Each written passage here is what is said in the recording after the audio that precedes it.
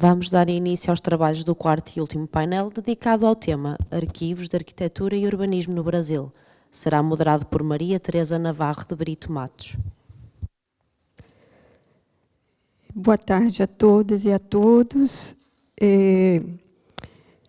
Gostaríamos de iniciar agradecendo a comissão organizadora do 7º Encontro Cidades, Arquitetura e Arquivos, no contexto ibero-americano, na pessoa do Dr. Paulo Batista, pelo convite para mediar este painel 4. O painel 4, ele nos convida a conhecer e refletir sobre duas experiências brasileiras de grande relevância na área de arquivos, de arquitetura e urbanismo, abordando tanto a dimensão histórica e interpretativa desses acervos, quanto os desafios técnicos e institucionais para assegurar a devida preservação e difusão. Nós daríamos início às apresentações, convidando o professor Dr. Ricardo Trevisan, que irá apresentar o trabalho intitulado Nebulosas do Acervo Abelardo Coimbra Bueno, a tradução de arquitetura e urbanismo em história, política e sociedade. Passo a palavra. Obrigado. Boa tarde, gente. Gente, eu queria a ajuda de todos, porque são 160 slides para passar em 20 minutos, mas eu já passei em 15 e 80, acredito que vai ser ali, no limite. Então, agradecer uma vez mais a Casa de Arquitetura, os organizadores desse evento, e eu trago para vocês uma experiência que a gente vem montando. Eu falo a gente porque não é só eu, a professora Carolina Pescatori, e mais um grupo de alunos e alunas lá da FAUNB, da Faculdade de Arquitetura e Urbanismo da Universidade de Brasília, no qual a gente tem desenvolvido esse trabalho desde 2020 a partir de um acervo, um fundo, um espólio de um personagem muito específico, que é o Abelardo Coimbra Bueno. Então, só deixar claro desde o início que eu sou professor de arquitetura, tanto projeto de habitação ou história do urbanismo, e, por acaso, sempre trabalhei do outro lado dos acervos e, por acaso, com esse acervo, eu pulei do outro lado, e isso está sendo um aprendizado imenso para mim, e eu gostaria de compartilhar um pouco isso com vocês. Então, aqui eu inicio essa apresentação com um dos produtos que a gente já realizou com esse acervo específico, que foi a exposição Acervos de Urbanismo Coimbra Bueno e Joaquim Guedes, uma parceria da FAUNB com a FAUSP em São Paulo. Eles, detentores do espólio do Joaquim Guedes, e a gente do Coimbra Bueno. Essa exposição aconteceu em abril de 2024, no mesmo período que a gente fez o seminário Topos, Acervos de Urbanismo, Saberes, Manejos e Prática. Essa exposição ficou exposta durante 3 meses nas galerias da FAUNB. Nesse primeiro salão, a gente tinha as informações sobre os profissionais, a exposição de acervos de urbanismo e documentos originais desse acervo, tanto do Coimbra Bueno, na construção da capital de Goiânia, como outras obras dessa empresa urbanizadora, assim como também o trabalho de Joaquim Guedes voltado à escala do urbanismo. Painéis da cronologia de ambos profissionais, e painéis expositivos com os documentos que a gente foi encontrando ao longo dessa caminhada. Isso tudo, essa rápida e breve apresentação da exposição, é para mostrar que, a partir dessa apresentação e desse conhecimento, a gente podia trabalhar, ou tem conhecimento desse acervo, a partir de 3 dimensões, uma histórica, uma política e uma social. Então, olhar esse acervo a partir dessas 3 dimensões.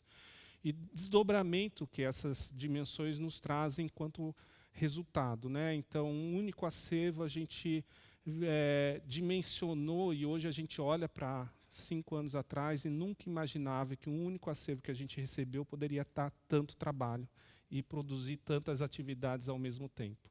Então, e que a exposição lá em Brasília foi uma das únicas ações, uma das ações possíveis a partir desse acervo.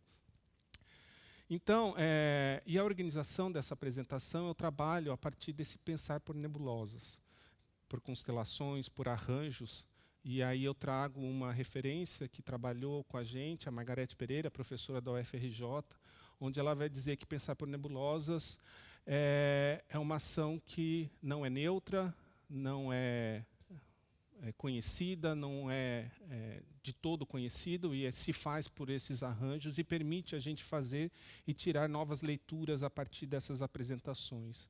Então, eu trago Margarete para trazer e nos debruçar sobre o acervo Abelardo Coimbra Bueno. Na sua dimensão histórica, é claro que a gente se envereda por algumas referências da historiografia, da leitura histórica, e vão nos dar aporte sobre a importância de trabalhar arquivos e acervos, desde o Peter Burke como uma referência para a iconografia, a Linda Groth e o David Wang para buscar as referências de acervos e arquivos na construção dessas tramas históricas, e tanto Carla Pinsky como Carlos Barcelo das práticas e manejos em acervos e arquivos. Trago aqui referências também daquilo que na nossa caminhada nos ajudou a compreender esse universo de acervos e arquivos, desde as produções do ICA, como aquelas produções feitas pelos investigadores portugueses a partir dessa publicação, e também dos guias e manuais que são e foram produzidos, como da minha colega Mônica, a partir da Prefeitura de Rio Claro, e também os desdobramentos disso já em normativas, como as diretrizes para acervos e arquivos de arquitetura e ambiente construído, CONARC, e também ter conhecimento de redes já existentes que trabalham com acervos e arquivos de arquitetura no Brasil e na América Latina. Então, aqui eu trago 2 exemplos deles. Um deles é a Rede Brasileira de Acervos de Arquitetura e Urbanismo, existente desde 2020, e que também serve uma crítica. Trabalha muito no eixo Rio-São Paulo, máximo Rio Grande do Sul, e esquece do restante do Brasil, que já vem desenvolvendo parte de trabalhos com redes de arquitetura e urbanismo. Então, o acervo Coimbra Bueno ele chegou a partir de uma dissertação de mestrado que eu orientei e foi concluída em 2022, que tinha como objeto 2 cidades novas, que é o meu tema de pesquisa, onde ela entrou em contato com a família do Abelardo Coimbra Bueno pelo Facebook e teve contato com o espólio. Então, essa era a situação, a família ia jogar tudo fora, porque precisava da cobertura para uso pessoal, e perguntou se a gente tinha interesse em receber a Faculdade de Arquitetura e Urbanismo, e a gente sim.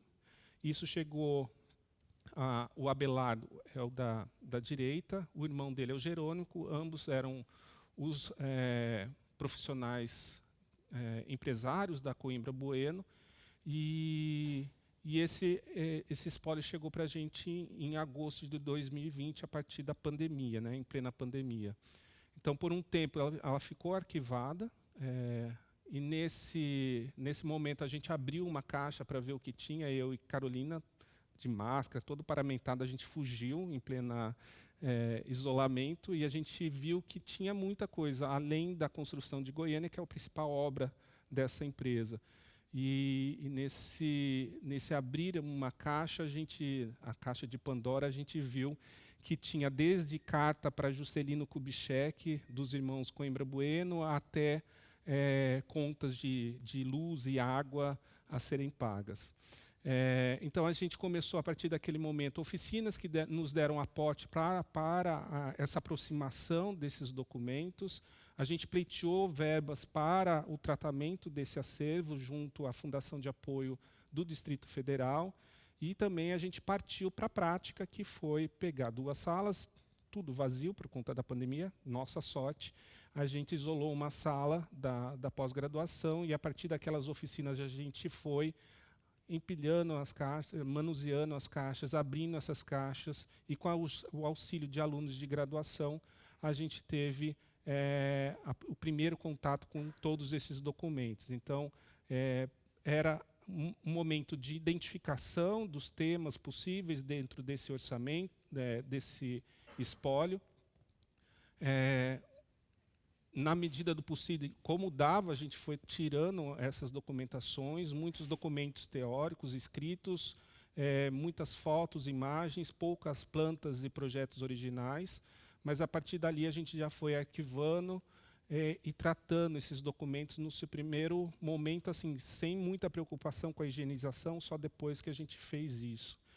E nesse sentido, a gente passou essa documentação para uma nova sala, já com tudo mais organizado, sistematizado, passando já para um processo de higienização dessa documentação e fichamento e sistematização por temas, né? A sala antiga voltou ao seu espaço original, já com um processo de limpeza e arquivamento. Então, essas nebulosas que surgiram, nebulosas temáticas que surgiram a partir da abertura das caixas, as obras urbanas que eles desenvolveram no Brasil, muito além do que a gente imaginava. Goiânia era apenas uma parte, a capital, o projeto da cidade de Goiânia era apenas uma parte.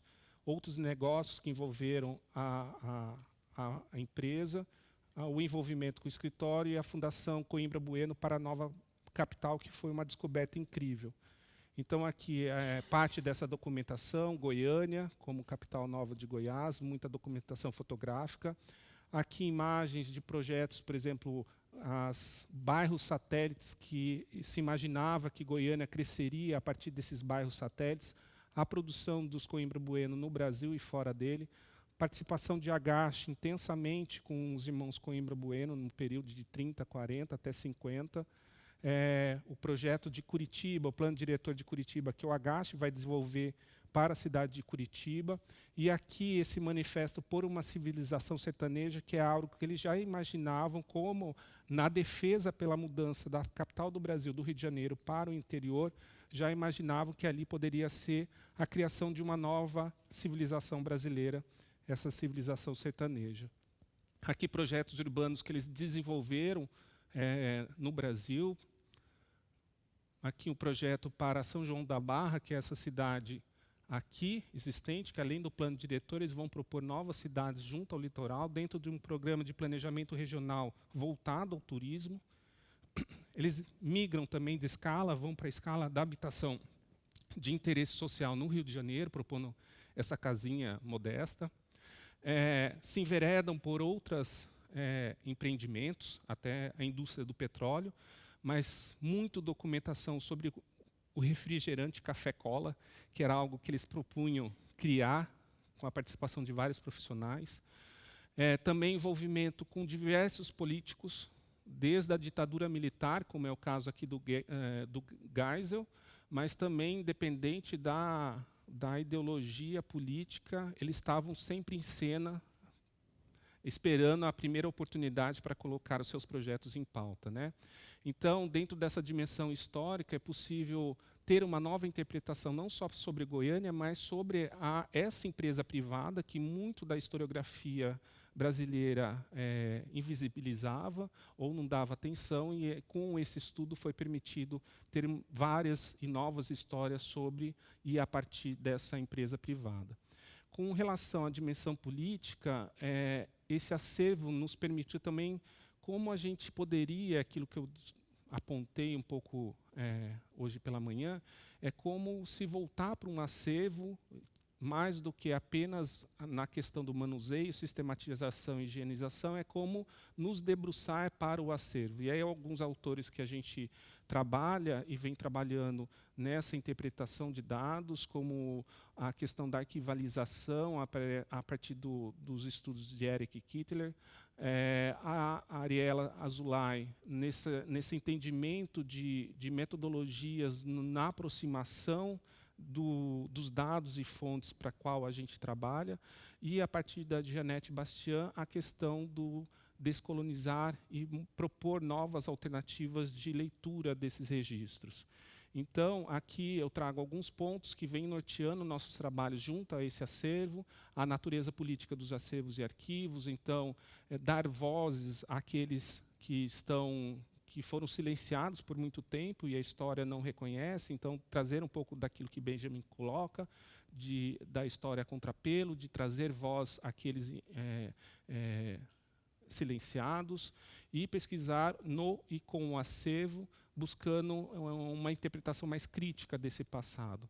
Nesse sentido, na própria exposição que eu mostrei logo no início da apresentação, uma das paredes que foi o mote dessa exposição foi trazer mais de 900 fichas dos operários que trabalharam nessa empresa e dar visibilidade a eles. Então, é algo que nos chamou a atenção. Então, mais do que só apontar e sempre trazer os heróis da história, é mostrar que, de fato, a história é feita por outras personagens que não só os dois irmãos Coimbra Bueno.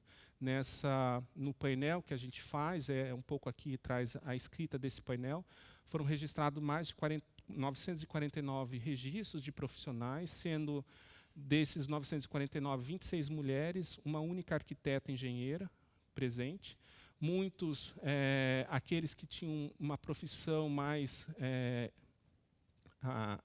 alta, engenheiros, desenhistas, geralmente eram brancos, descendentes de imigrantes ou imigrantes, e geralmente aqueles de patente mais baixa, geralmente da raça negra. Muitas crianças, adolescentes de 11, 13 anos contratados no período, então a gente vai vendo e conhecendo a história de construção do país a partir desses operários. A questão da descolonização de acervos e arquivos, arquivos como espaços de memória, resistência e reescrita da história. Então, aqui a gente traz um pouco da família Coimbra Bueno e como eles vão trazer essa possibilidade de enxergar o Brasil, uma oportunidade de refazer e reescrever a história do Brasil a partir da mudança da nova capital. Então, eles fundam essa fundação Coimbra Bueno para a nova capital em 1939, Brasília de 60. Então, muito tempo antes, eles vão defender a ida da nova capital para o interior, e nessa ida eles vão promover das mais diversas formas a promoção da capital, e isso aqui é uma publicação semanal que eles vão enxertar em vários jornais de tiragem nacional para colocar a defesa da mudança da capital. E, claro, que colocam mulheres na capa para ter uma chamariz a mais numa sociedade machista à época.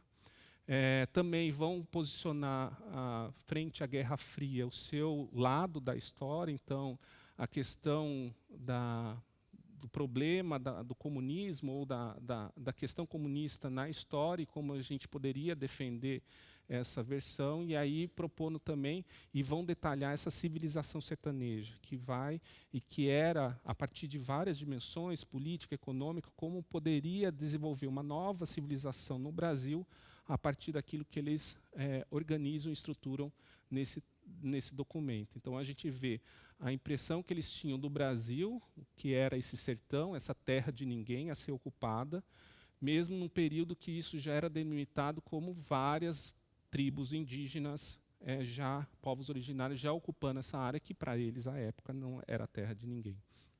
Então, essa dimensão política, que também na questão da importância de preservação e divulgação de acervos e arquivos e urbanismo. E aí, uma questão que eu trago foi aquilo que eu pontuei na apresentação do CAL. A gente, em início de setembro, a gente teve um evento pelo nosso Conselho de Arquitetura e Urbanismo, a Ordem dos Arquitetos no Brasil, um evento enorme, estrondoso, para 5.000 pessoas, e ali, dentre as oficinas oferecidas, tinha da Mônica, para a qual a gente foi convidado, e na chamada desse evento a gente vê, Conferência Internacional terá cursos e oficinas sobre BIM, acessibilidade e mais. Aí aqui não aparece em amarelo, mas está escrito aqui, os mais 10 cursos ofertados refletem questões estratégicas para o presente e futuro da profissão.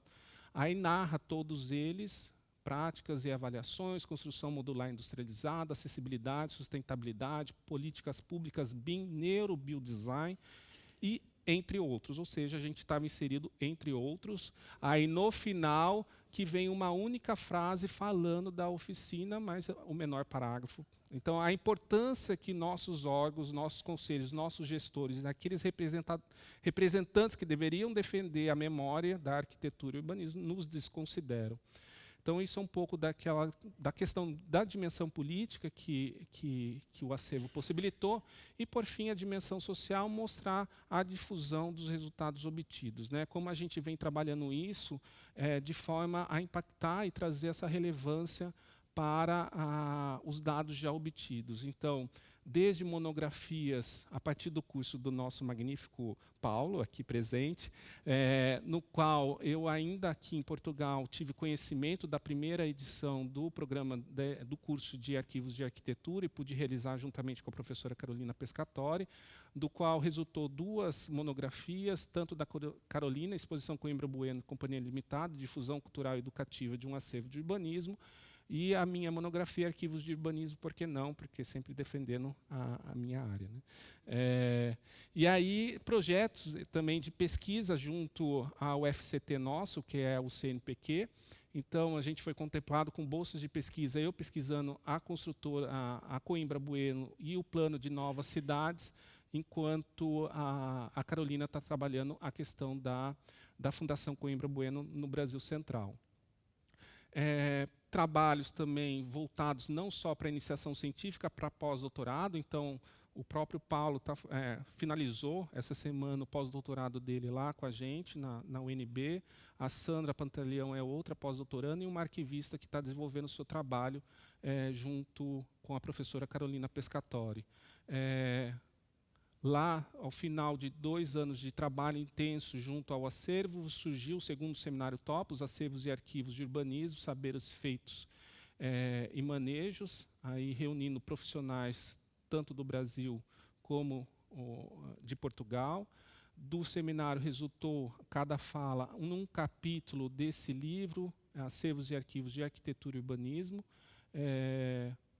com o qual a gente tem trabalhado e produzido conhecimento e divulgado o nosso conhecimento, artigos publicados em revistas e, finalmente, a exposição. A exposição, vale lembrar que é algo novo também para a gente, não só o acervo era algo novo, mas montar uma exposição junto com o seminário, tudo ao mesmo tempo agora, é só coisa de louco. E aí a gente chamou uma colega arquiteta, trabalha com expografia há muitos anos e nos ajudou a pensar essa exposição, da forma de pensar, da forma de projetar, de expor os documentos, até as cores e paleta de cores, como a gente deveria agir. E um outro ensinamento que a exposição trouxe foi a curadoria dos painéis. Isso é trabalhar a pesquisa juntamente naquele momento de você, é uma forma de você pesquisar na montagem de cada painel. Então, inicialmente, a gente colocava as fotos, o que seriam 4 temas virou 12 temas, e, posteriormente, como essas fotos estariam distribuídas a partir de pequenos verbetes nos painéis de cada tema. Aqui é aquilo que eu falei para Rafael e Débora. Esse é um projeto do Jorge Candilis, que ele vai fazer para Rio Santos,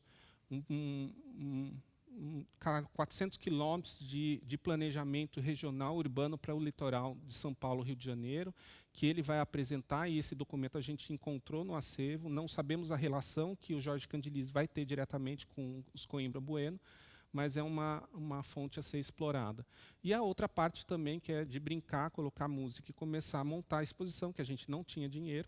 A gente tinha R$10.000, o que equivale a 2.500 ou 2.000 euros, para montar toda essa exposição. Então, a gente teve que pôr mão na massa e começar a pintar, professores e alunos a pintar a exposição e compor a exposição.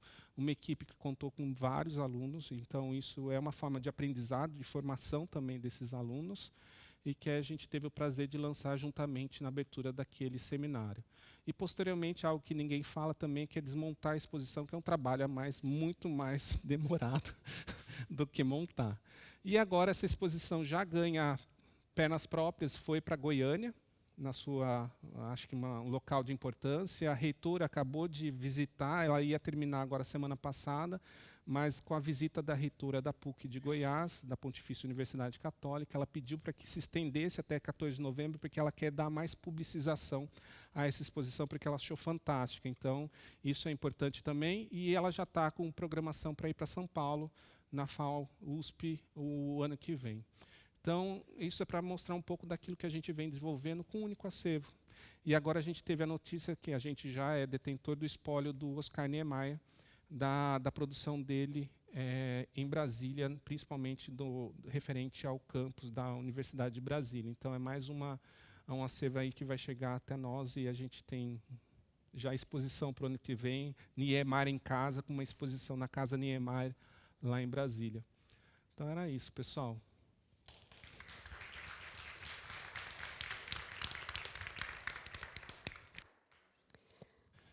Bom, agradecemos ao professor Ricardo Trevisan pela exposição e convidamos Mônica Frande Ferreira, que apresentará o trabalho intitulado Reflexão, Diálogo e Compartilhamento de Boas Práticas para o Tratamento Arquivístico de Documentos Relacionados à Arquitetura e Ambiente Construído.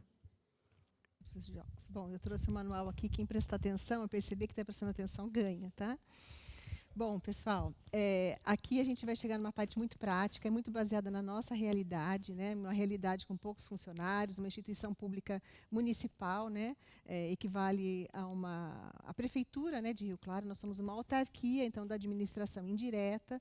O arquivo, só para dar um pouco de contexto, o arquivo foi inaugurado em 1979. Eu fiz estágio no arquivo no final da década de 80, e a partir de então eu tenho trabalhado com essa documentação de arquitetura, especialmente os processos de licenciamento de obras particulares. Tá? Então, eu vou mostrar mesmo para vocês a questão da nossa prática. A gente tem feito um trabalho com essa documentação, que é a documentação mais consultada no Arquivo Público Municipal, que é o licenciamento de obras. Então, eu não vou ficar aqui detalhando a respeito do tratamento técnico sobre isso, né? Mas o que a gente quer ser conhecido, né, e ser referenciado, né, pela nossa atividade de difusão, porque é onde a gente aproxima da comunidade. Então, alguns aqui já conhecem esse trabalho que nós fazemos, mas eu vou mostrar o que a gente tem feito no último ano, que é um enfoque muito grande no diálogo entre os arquivistas e os arquitetos. Tá? Então, sou arquiteto urbanista e tenho trabalhado com os arquivos desde o final da década de 90, né, de 80, mestrado, doutorado, e desde 2017 eu estou na superintendência do arquivo. Né? Eu vou falar aqui de um trabalho coletivo, porque sozinho a gente anda em círculos. Né? Estou com a Thalita Gouveia Basso aqui, que ela é formada em História, é a nossa coordenadora de arquivo permanente. E somos uma equipe de 7 pessoas, né, comigo. Então, uma equipe muito pequena, com um orçamento bastante reduzido. Nosso orçamento equivale a 1% do orçamento da municipalidade. Né? Então, não vou falar aqui de milagre, vou falar aqui poucas pessoas, poucos recursos, mas um trabalho que a gente tem feito com o envolvimento da equipe e com muito esforço, né? Um trabalho que se aproxima da comunidade. Então, rapidamente, a gente tem trabalhado na questão do tratamento técnico, entendendo essa função dispositiva dos documentos de arquitetura, porque os arquitetos aqui entendem que a produção documental da arquitetura ela é uma etapa intermediária entre a ideia e conceber a arquitetura. Então, a gente produz aqueles registros, e é disso que a gente tem trabalhado no arquivo, né? Mas é uma função de viabilizar a produção da arquitetura. Né? E tem trabalhado também com a função probatória, que é quando a gente precisa formalizar aquele pedido numa municipalidade para comprovar a atividade de obras e edificações. A gente tem feito isso compreendendo o contexto de produção dos documentos. Então, documento de arquitetura, referenciado aí na seção de arquivos de arquitetura, por isso que a gente vai falar só documentos de arquitetura, mas inclui uma gama, né? Como o Ricardo falou, urbanismo, planejamento, os documentos relacionados às engenharias, mas a gente vai falar convencionar documentos de arquitetura, que eles não são só as peças desenhadas, ou só as plantas, uma série de documentos que ajudam a entender aquele contexto de produção. E, principalmente, por isso que está até mais escuro ali, esse destaque que a gente vai dar para essa função informacional, a função secundária dos arquivos, que a gente entende que ela é primordial para que a instituição fique próximo da comunidade. Tá? Bom, para entender a função dispositiva, e é um trabalho que nós fizemos, inclusive, no Conselho Nacional de Arquivos, né, para entender um pouco como é que essa produção documental se constitui e como é que ela já é normatizada, ela já tem um processo de descrição. Então, o arquivista, quando vai organizar, não precisa criar uma nova padronização, ela já existe. Né? Então, por exemplo, se o documento de arquivo, eu não estou chegando nada lá, tá? Então, eu vou indo pelo rumo. Então, se os documentos de arquivo eles refletem as atividades do produtor, né, ou as funções daquele órgão ou atividade, a gente precisa entender, no caso do Brasil, especificamente dos arquitetos, é a resolução do Conselho Nacional de Arquivos, que é o CAL-BR, que é essa Resolução 21 de 2012, que ela vai dispor sobre as atividades e as atribuições do arquiteto urbanista.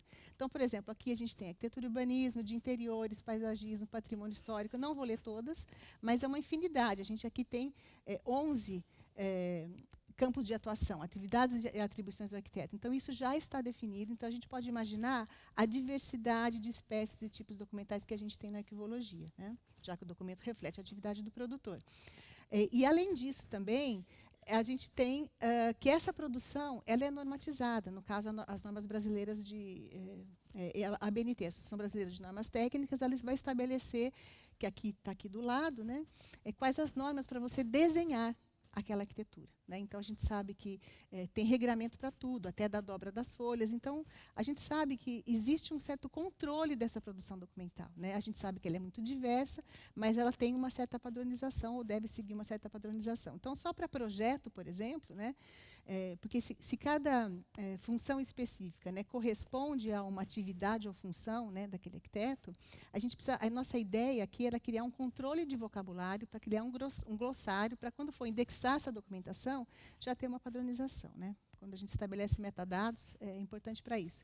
Então, aqui, só para a gente entender, né, em relação a projeto, porque depois tem projeto, tem ensino e pesquisa, tem outras atividades técnicas. Só de projeto, a gente tem essas várias categorias, e cada uma delas uma produção documental distinta. Então, é muito vasta a produção documental. Então, por exemplo, a gente tem aqui para arquitetura de edificações, paisagística, interiores, desenho urbano, sistemas construtivos, instalações prediais, conforto ambiental, patrimônio, relatórios técnicos de arquitetura e de urbanismo. Então, é uma série de produtos, né, que a profissão de arquiteto tem habilitado, né, e isso acaba criando essa diversidade de tipos documentais. A gente, para definir isso, então, é um vocabulário controlado, sim, tá? A gente usou, além da resolução do CAL, tem o manual do IAB, que é o Instituto dos Arquitetos do Brasil, até laudo de inspeção predial de edifícios, até esse outro aqui, que é o manual de contratação de obras públicas. Então, toda essa questão da definição da produção documental da arquitetura, ela já está definida, né? Então, essa é a contribuição que o arquiteto dá ao arquivista, né, de entender isso. Nós utilizamos, então, além daqueles parâmetros legais, né, que nós temos no Brasil, nós utilizamos o manual do ICA, esse manual aqui do ICA dos anos 2000, né, que é da Seção de Arquivos de Arquitetura, esse que nós fizemos num curso com a orientação da professora Ana Maria de Almeida Camargo, que é uma grande referência da arquivologia brasileira, falecida recentemente, né, que mostra muito uma atividade prática, né, o que é a rotina de um arquivo municipal, de uma documentação que representa 75% das consultas, né, que é o processo de licenciamento de obras, e a resolução do CONARC, né, Maria Tereza e eu coordenamos essa Câmara Técnica para escrever as diretrizes nacionais, né, sobre arquitetura e urbanismo, e especialmente de arquivologia, essas duas publicações, a primeira, que é o dicionário, que é da Associação de Arquivistas de São Paulo, e o outro que é do CONARC. Então, tudo que a gente procura falar é estabelecer esse vocabulário para a gente saber o que está falando, né? Quando a gente fica na dúvida, arquivo, acervo, espólio, então vamos tentar padronizar isso para ficar mais fácil quando a gente for trabalhar.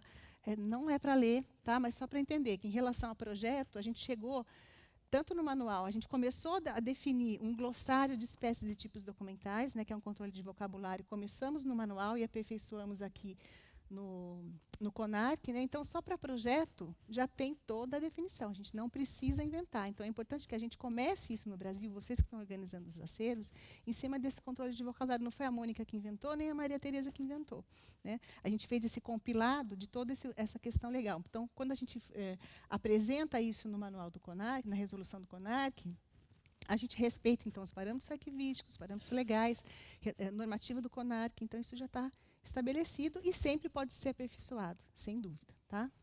Está aqui, ó, só para dizer que já está definido, a gente não precisa perder tempo com isso, tá? Então, isso a gente fez para entender um pouco dessa produção documental da arquitetura, que ela é padronizada e normatizada, para poder entender essa função probatória, que aí a gente vai para o arquivo, que essa documentação é produzida para comprovar a atividade de obras e edificações. Então, é basicamente isso, né? Isso é um processo de licenciamento de obras particulares, e a produção documental do Brasil, ela é muito semelhante à portuguesa, porque a nossa tradição da legislação edilícia, ela é portuguesa, então a gente vê claramente, isso aprendi com o Paulo Batista, a primeira vez que fui visitar o arquivo, né, o arquivo do município de Lisboa.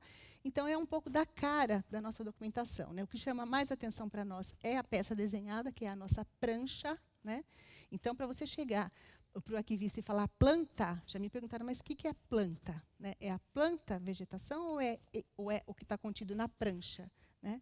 A planta é a prancha, né? Então, sabe essas coisas que para a gente pode ser comum, mas para o arquivista ele não conhece. Né? Então, a gente acabou fazendo esse trabalho. Então, é a documentação textual que acompanha essa peça desenhada. Né? Então, a gente passou a fazer um trabalho, né, junto com a Thalita, de entender essa produção documental na minúcia. Né? Então, aí a gente tem, usando a questão da arquivologia, né? Entendendo a diplomática, como é que esse documento foi construído e como é que ele foi sendo aperfeiçoado ao longo do tempo. Então, aqui a capa, essa é a solicitação de construção.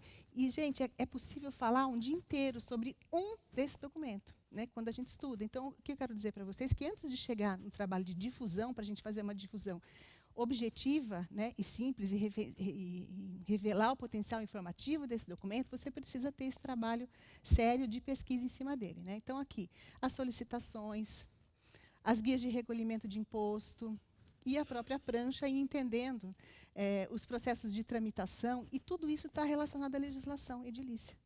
Né? Então, existe também uma padronização. A gente passou a entender que aquela documentação referente à arquitetura não começa no processo de licenciamento, ela é anterior a ela. A gente estuda um pouco da questão da história do urbanismo, né, internacional, e aí no seu recorte brasileiro e paulista, e entende que antes do processo de licenciamento, o que nós tínhamos era o termo de alinhamento, porque o importante era definir o espaço público e o espaço privado.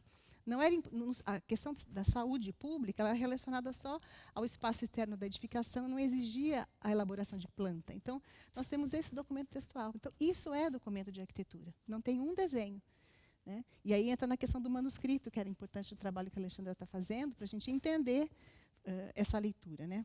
É uma forma de acessibilidade. Então, é um outro suporte, é um outro formato, né? Que também é relacionado aos documentos de arquitetura, que são os termos de alinhamento. A gente faz a leitura paleográfica, consegue identificar uma série de dados, né? E depois chega no início dessa produção documental. Ninguém faz um processo administrativo porque quer fazer. Né?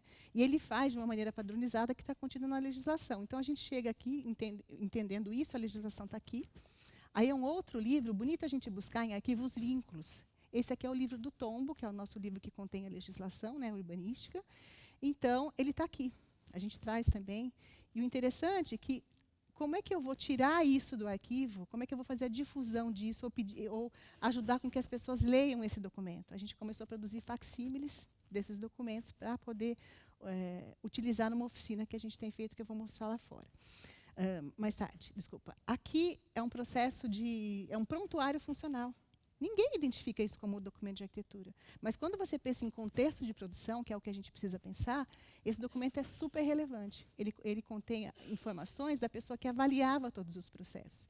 Então, é mais um vínculo que a gente traz. Então, quando o arquivo é aquele potencial que a professora Paula falou, né, de que a gente tem conhecimento a partir dele, é uma janela que sempre se abre, né, ele é infinito.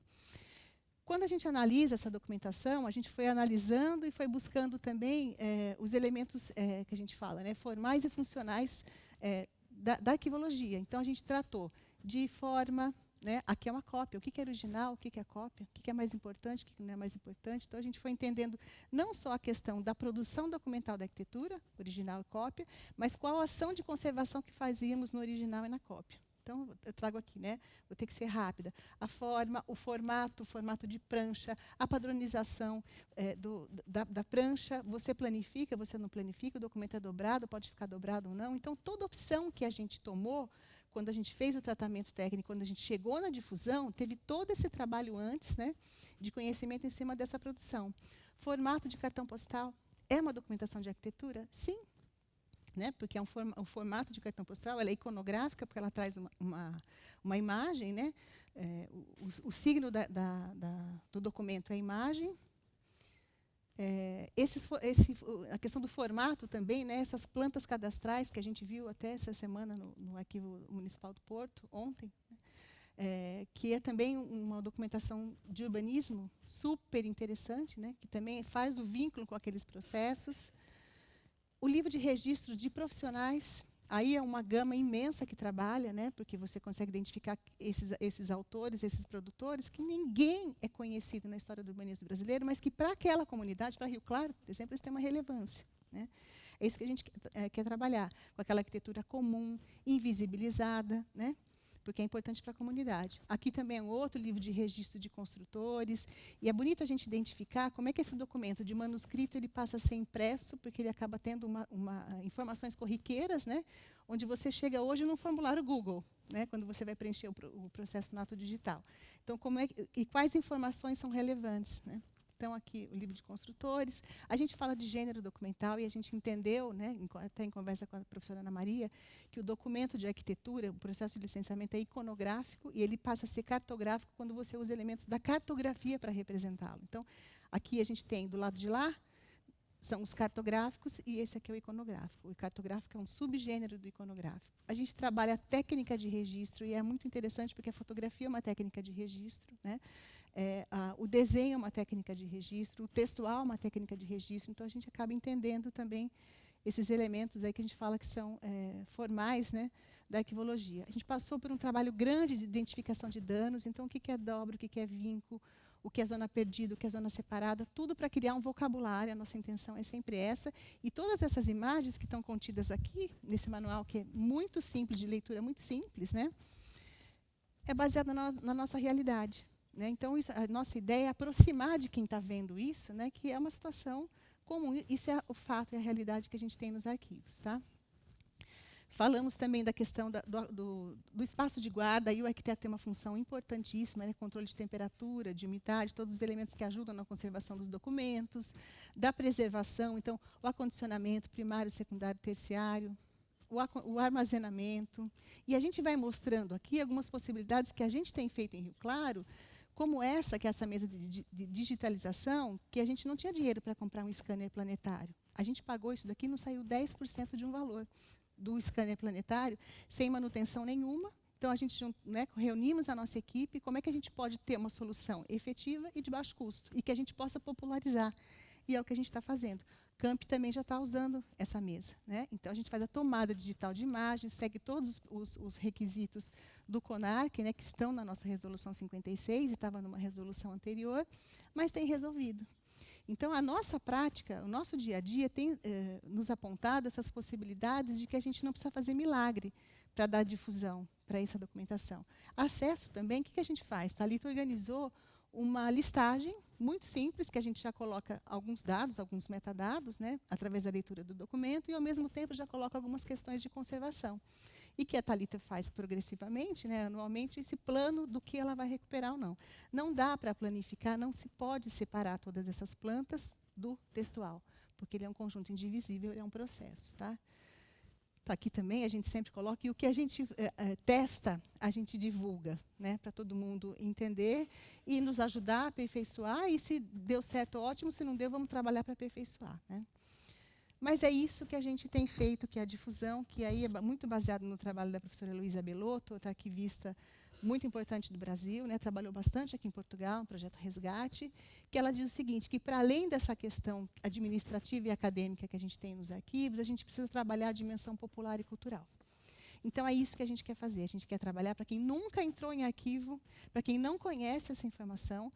E, assim, essa opção nossa foi até porque a gente não tem um público muito grande de pesquisador, o nosso público é a administração pública, que pede essa documentação, né, para comprovar a atividade de obras, mas a gente quis trabalhar para aquela comunidade que desconhece essas questões. Tá? Então, a gente tem 2 projetos importantes.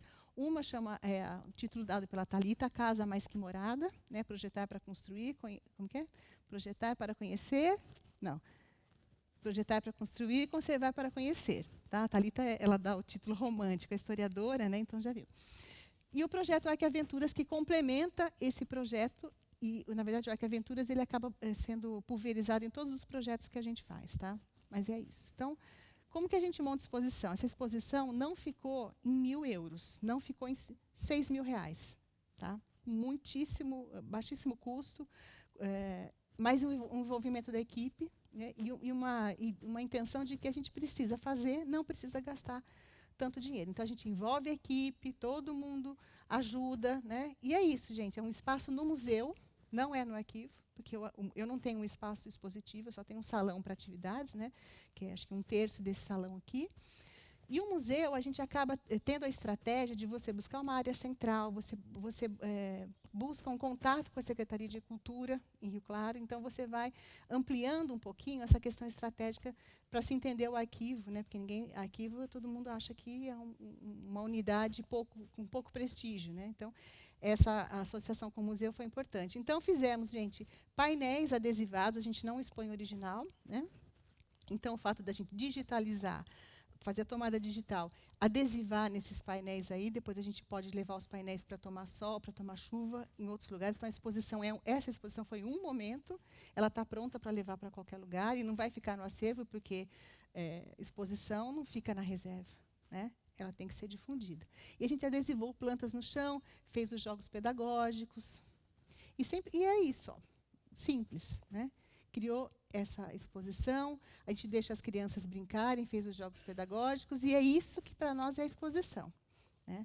As atividades de difusão cultural, de receber visitas de escolas em visitas pedagógicas, a gente faz uma primeira orientação, depois deixa as crianças se divertirem um pouquinho ali, depois fica à disposição deles para responder as perguntas, né? E depois deixa as crianças brincarem com jogos, e aí elas vão visitar o museu.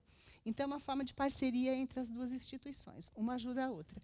Na parte de cima, a gente fez o trabalho com a documentação textual, e ali destacamos todos os princípios da arquivologia, a questão normativa da produção documental, e na parte de baixo, onde nós reproduzimos as plantas, curiosidades sobre arquitetura.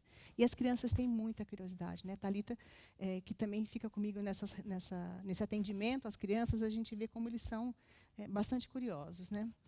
Então, a gente faz isso, recebe, né, crianças em idade escolar, geralmente as crianças de 9 e 10 anos que estudam a história da cidade, e os livros pedagógicos são genéricos, não trabalham a especificidade do município. Então, a gente faz isso, Thalita faz demonstração de procedimentos de higienização em pequenos reparos, né, que eles adoram, é sempre um momento mais descontraído, e a gente tem recebido público de todas as idades, educação de jovens e adultos. A gente faz um pouco desse trabalho com os documentos de arquitetura nas nossas visitas, aí já é o nosso espaço, lá no arquivo. A gente apresenta outros documentos de uma coleção de documentos cartográficos que a gente tem, e a gente tem recebido sistematicamente crianças de escolas públicas, né? O ano passado, a gente recebeu, que é o dado mais recente contabilizado, 1.003 crianças, né, o ano passado, de escola pública municipal, que jamais iriam pisar no arquivo, né?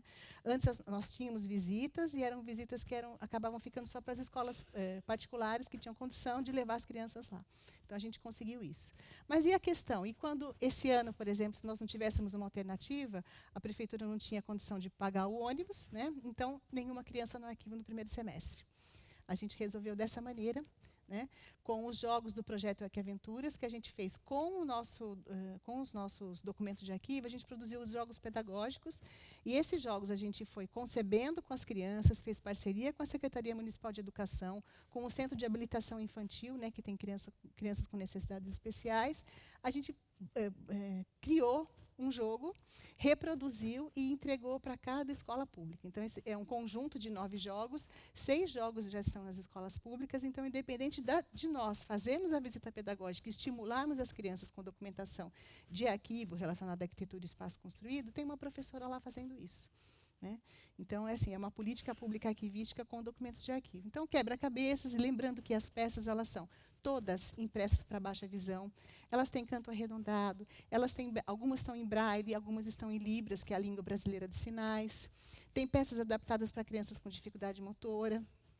Então, esse é o quebra-cabeças, e a gente procurou, assim, tratar suporte, técnica de registro, apresentar a diversidade de um arquivo, né, de acervo, com os jogos. Essa é uma reprodução, não dá para trazer aqui, né, mas é desse tamanho, assim, é do jornal, praticamente no mesmo formato, nas mesmas dimensões do jornal, e é o detetive de palavras.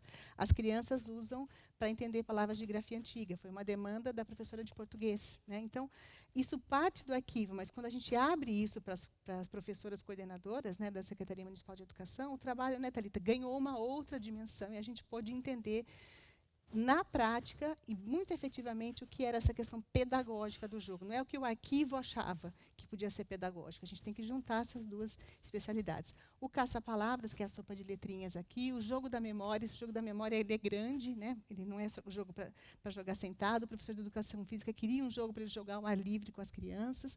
Então a gente fez maior, eu vou mostrar imagens.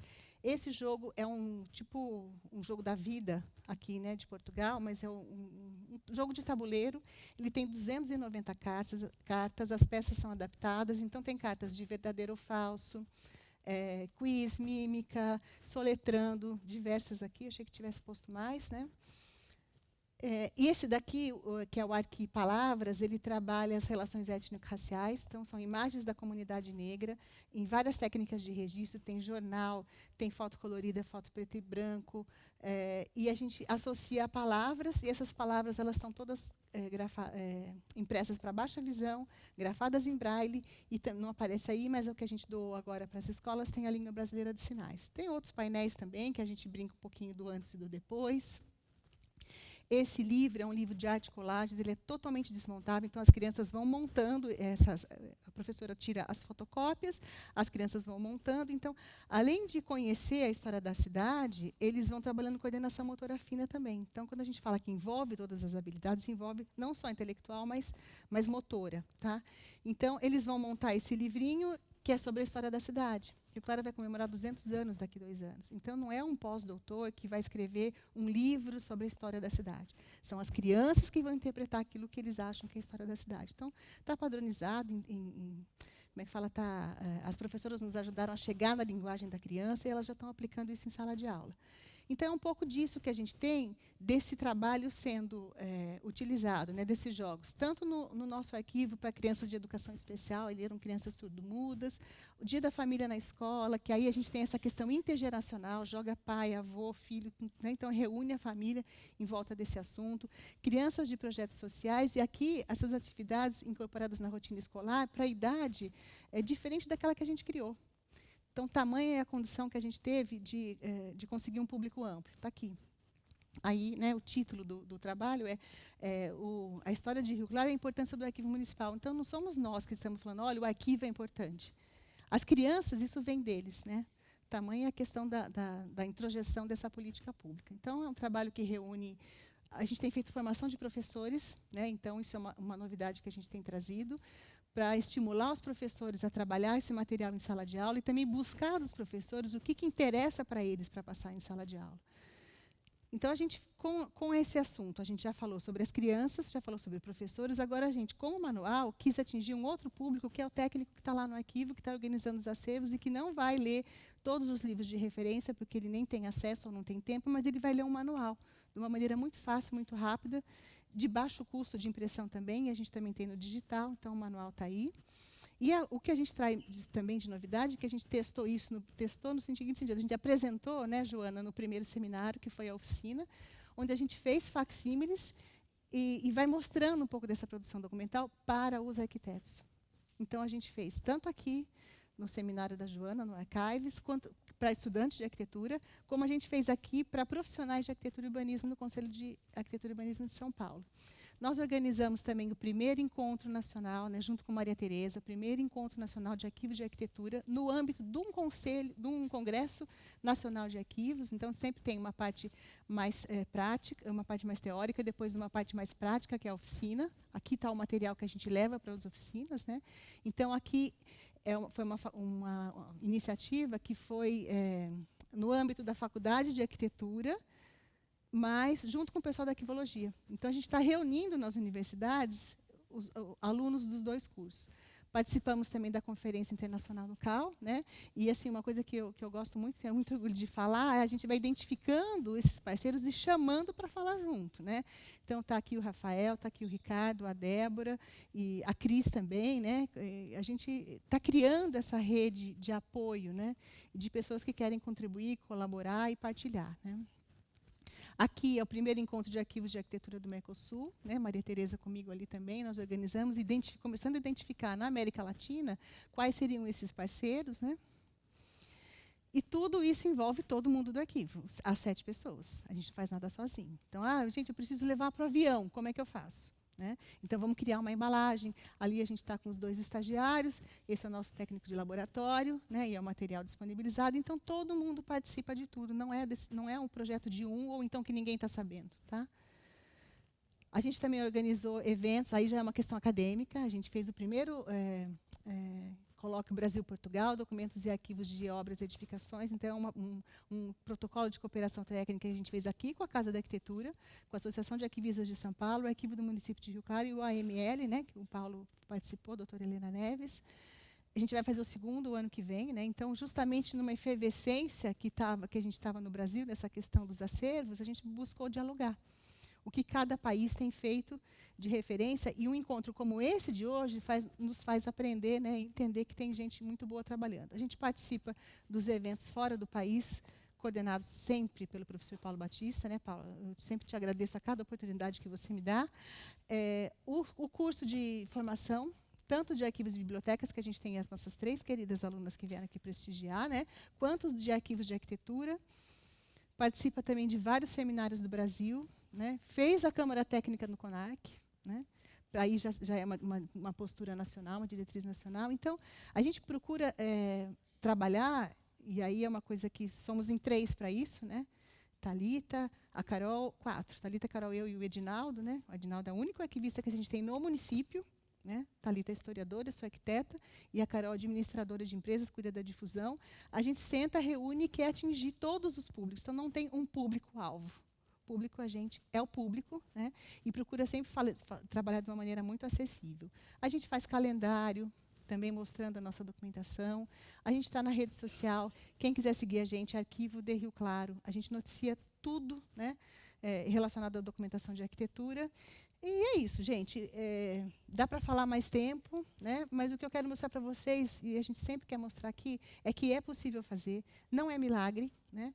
E basta ter uma equipe envolvida e aí o trabalho sai. É isso aí. Obrigada, gente.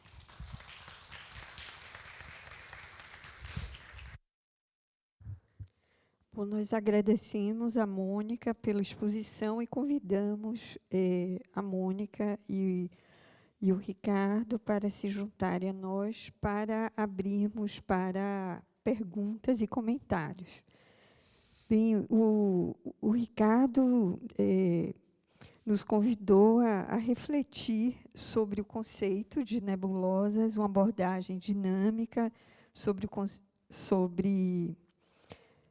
do conhecimento, que compreende os arquivos de arquitetura como espaços de investigação histórica e interpretação crítica, onde se entrelaçam as dimensões histórica, política e social.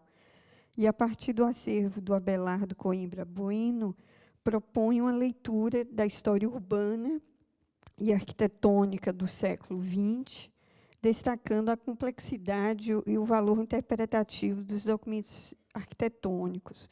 Por sua vez, a Mônica compartilhou uma experiência pioneira do Arquivo Público Histórico de Rio Claro, que integra o rigor técnico e a inovação social. As ações da equipe têm fortalecido boas práticas arquivísticas e promovido o diálogo interdisciplinar sobre a preservação, organização, acesso e difusão de documentos de arquitetura, reforçando sua relevância para a memória urbana e patrimonial do país. Então, concluídas as exposições, nós abrimos o espaço para perguntas e comentários. Perguntas, gente. A gente gosta, né, Ricardo? Não. Não? Ai, eu gosto. Estou brincando. Olha eu aqui de novo. Estou tomando o papel da Mônica. Mônica e Ricardo, parabéns. Foram ótimas apresentações. Ricardo, eu não conhecia seu trabalho, agora que eu pude ter uma pincelada de 160 slides. Isso. Isso, em 15 minutos você está de parabéns. Ótimo. Foi fantástico, uma experiência única na minha vida.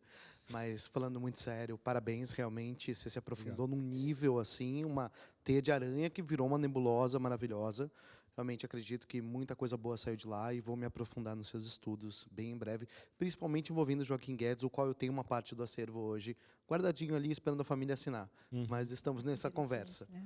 E, Mônica, eu queria dizer, assim, ao nome da Casa de Arquitetura Moderna Paulista, o nosso agradecimento a você, principalmente pela sua propagação dos acervos, do modo que você faz. Eu acho que a coletividade é única, o modo que você difunde isso para o ensino é fundamental, é fantástico.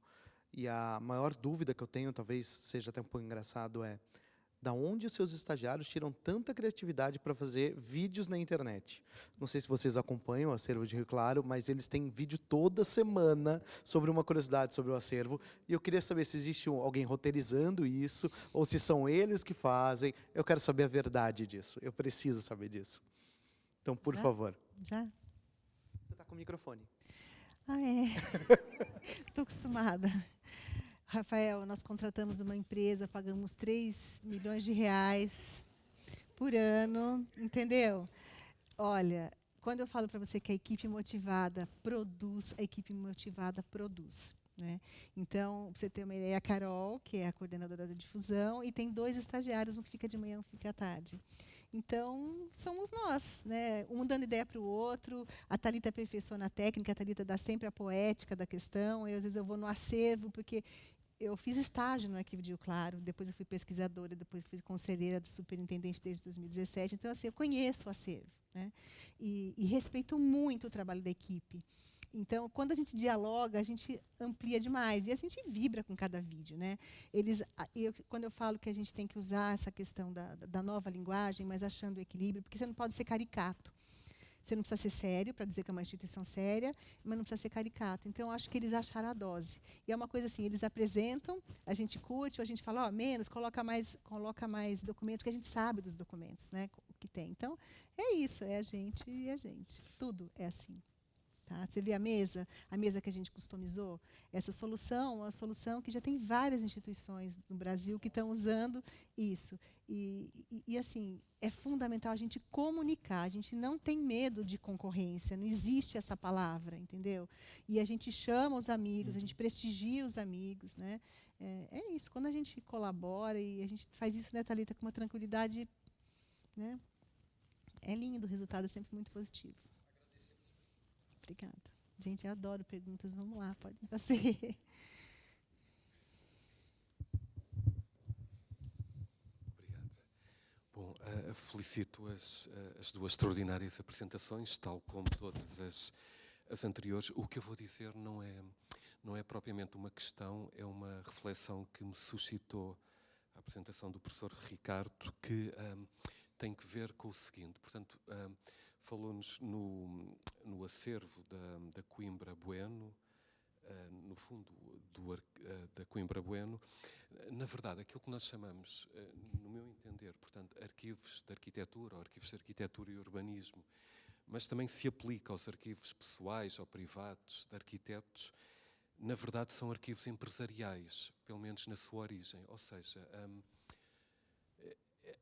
aquilo que nos chega é uma pequeníssima parte do todo. E esse todo tem, sobretudo, 2 grandes momentos. O primeiro tem que ver com a criação dessa empresa, desse ateliê, desse escritório de arquitetura, e depois, a segunda parte, a mais significativa, que é toda a gestão corrente diária da vida de um ateliê, de uma empresa, de um escritório de arquitetura, portanto, por maior ou menor tempo, e todas as atividades que são desenvolvidas nesse sentido. Ou seja, é um arquivo empresarial, mas que nos chega como um arquivo de arquitetura ou um arquivo privado de um arquiteto. Portanto, aquilo que nós recebemos é uma ínfima parte daquele arquivo na sua origem. E depois aquilo que nós valorizamos, até pela nossa formação, muitas vezes em história, mas nas ciências humanas e sociais em geral, aquilo que nos emociona, aqueles desenhos maravilhosos, aquelas perspectivas, aqueles alçados, tudo isso, na verdade,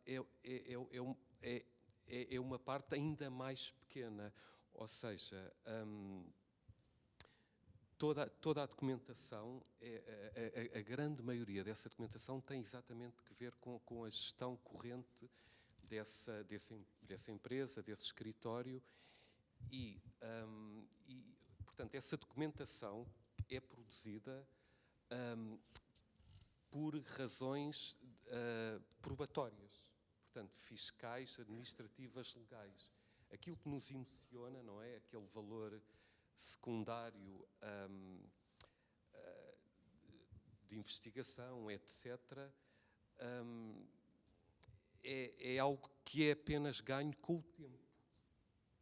Portanto, o que está na origem dos documentos de arquivos de arquitetura tem uma razão muito prática, que é para fazer prova de algo. Portanto, a documentação é produzida por razões, lá está, fiscais, administrativas, legais, mas depois esse valor histórico secundário é adquirido com o tempo.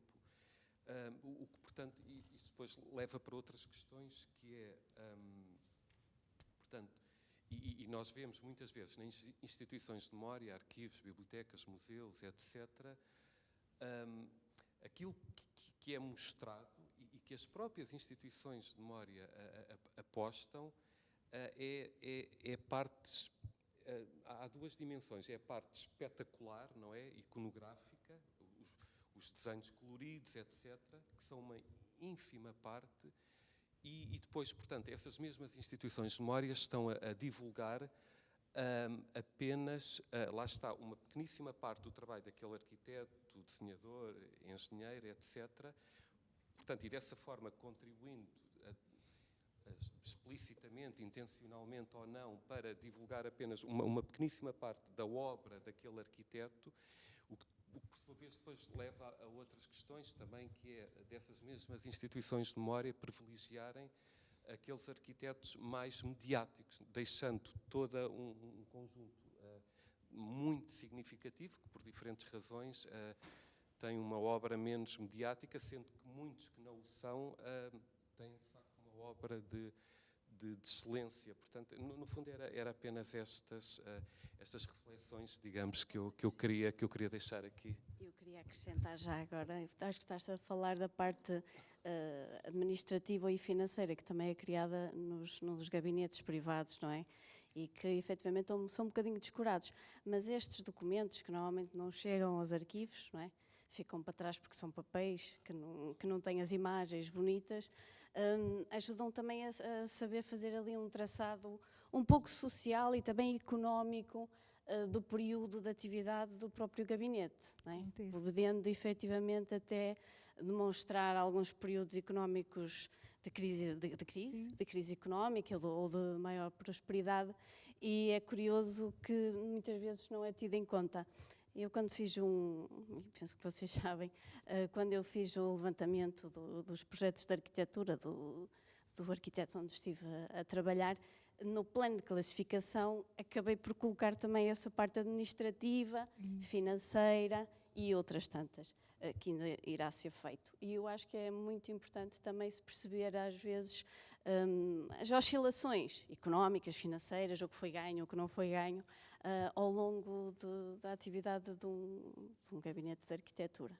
E é curioso porque o Ricardo falou da parte social, sim senhor, económica, mas não havia assim muitos desses documentos, e a minha questão vem para ti, Ricardo, que tem a ver com esta parte, que o Paulo começou e eu acabei. Sim, sei que falaste ali de é um período conturbado, não é? Mas havia muitos documentos administrativos, financeiros, que conseguiam demonstrar avincadamente esse período, ou esses períodos? Sim. Vou começar pelo Paulo. Paulo, de fato, esse acervo é apenas de um lado dos irmãos, parte do acervo da Coimbra Bueno, porque a gente só conseguiu o espólio do Abelardo, do Jerônimo continua com a família e em contatos inúmeros com a família não há interesse de passar ainda, para a gente cruzar, porque há um rompimento entre os dois irmãos na década de 80, 90, e a gente encontrou cartas pessoais de um falando mal do outro, assim. E a novela que se tem nos acervos é enorme, assim, que dá um papel à parte, assim. Só que são documentos que a gente não pode publicar, até por uma questão de ética, para já da mulher, da viúva, do Abelardo, de relações com... Bom, e aí, nesse sentido, é uma parte do acervo. E nesse acervo é interessante verificar que não é, embora eles sejam engenheiros, eles foram muito mais empresários do que profissionais de desenho, porque você vai ver em todos os projetos é o nome de outros projetistas que vai assinar a planta, embora eles estejam ali como os profissionais responsáveis, quem de fato realiza os projetos, sejam de edifícios, sejam de urbanismo, vão ser outros profissionais. Então, o Abelardo muito mais no papel de empresário mesmo, já o Jerônimo muito mais de político, tanto que ele foi governador do estado de Goiás, e depois senador pelo estado de Goiás, atuando muito fortemente na política, seja de Juscelino Kubitschek, depois da ditadura militar. Então, é interessante ver esse papel dos empresários e como essa empresa ela vai tateando as possibilidades que o momento, o contexto político-econômico do país dá. Então, é muito interessante a gente reler a história do país a partir do olhar dessa empresa, e aí fica um gancho muito interessante. E nesse sentido, o que a gente faz, a varredura do acervo, e de fato encontra aquela espetacularidade das imagens do Peter Buck, é apenas a ponta do iceberg de tudo aquilo que o acervo traz. Então, o acervo é muito rico em termos de documentação burocrática de escritório, que a gente vai identificar, mas ainda a gente não teve fôlego para isso, porque eu e Carolina, a gente olhou essa nebulosa, aí a gente falou, a gente já fez tudo isso? Eu falei, já. E a gente olha para trás e nem acredita que a gente já fez tudo isso. E é muito interessante quanto a gente aprendeu com essa possibilidade de olhar esse acervo. E esses documentos administrativos mostram a atuação da Coimbra Bueno. Eles abrem uma outra empresa que chama Urbanizadora Bangu, que vai atuar no Rio de Janeiro, na região metropolitana, porque eles eram grandes proprietários de terra. E aí, nesse envolvimento político, por exemplo, em 1940, na época de Getúlio Vargas, eles vão, o interventor Amaral Peixoto vai dividir o Rio de Janeiro em duas partes para desenvolvimento econômico daquele estado. Então, já introduz ali um planejamento de âmbito regional, não mais local, urbano. E ali, nessa divisão do Rio de Janeiro, a parte sul do Rio de Janeiro, do estado do Rio de Janeiro, que é a ligação com São Paulo, o governo atribui a Atílio Corrêa Lima, que é o projetista de Goiânia e que vai brigar com os irmãos Coimbra Bueno, e os Coimbra Buenos ficam com a parte norte e serrana do Rio de Janeiro, projetando várias cidades do litoral norte para o desenvolvimento do turismo. Então, a gente vê esse entrelaçamento direto deles, por serem empresários, com a questão política e, necessariamente, com a questão da economia, porque eles estavam nesse intuito. Então, não sei se eu respondi. Por aí. Posso complementar? Na exposição Coimbra Bueno, que nós fomos na inauguração, ele tem uma parede, deve ter uns 2x4, com as fichas dos funcionários. É um documento administrativo que ele consegue revelar, né, a informação de quem participou lá, mas também tem uma questão visual bonita. Então, eu acho que quando você entende essa questão do potencial informativo, a Ana Maria sempre falava, tem que revelar o potencial informativo dos acervos. Então, quando a gente vai numa exposição e bate o olho nisso, você entende o que ela quer dizer, porque é um documento administrativo, teoricamente, tudo igual, mas não. Então, ele soube usar, né, a Carolina fez o projeto expositivo, ela soube usar o apelo visual daquelas fotografias, mas também valorizou a questão administrativa. Então, eu acho que não existe você falar, mas meu acervo não tem iconográficos, tenho só textual. Não, entendeu? Você consegue fazer os vínculos e buscar outras informações para poder ajudar na leitura. Acho que a questão é ajudar a entender o que significa aquele documento, né?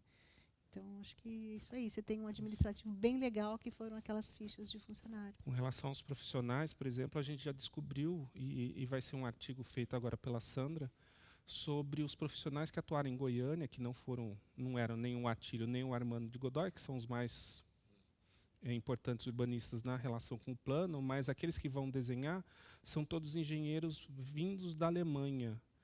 E aí você começa, é período da Segunda Guerra Mundial, então, fugindo da guerra, vão para lá e vão atuar no desenho da cidade. Então, começa a abrir um leque de profissionais extras que a historiografia nunca mapeou. Então, assim, é de fato muito interessante. E as fichas vão trazendo essas informações também.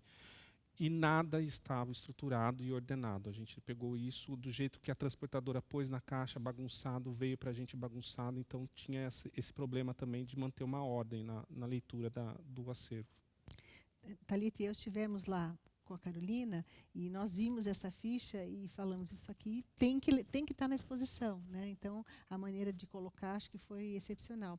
Mas eu queria falar de uma questão do valor probatório.